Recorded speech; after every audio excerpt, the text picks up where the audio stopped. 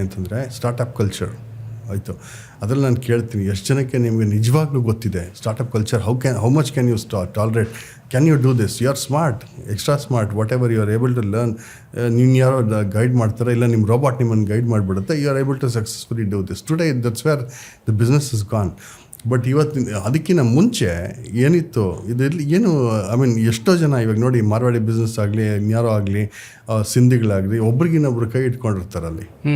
ಆ ಒಂದು ನೆಕ್ಸಸ್ ಇದೆ, ಅವರಲ್ಲಿ ಹೊಂದಾಣಿಕೆ ಇದೆ. ಎಕ್ಸಾಕ್ಟ್ಲಿ. ಒಬ್ರು ಇನ್ನೊಬ್ರಿಗೆ ಫೈನಾನ್ಸ್ ಮಾಡ್ತಾರೆ ವಿತ್ 0% ಇಂಟ್ರೆಸ್ಟ್.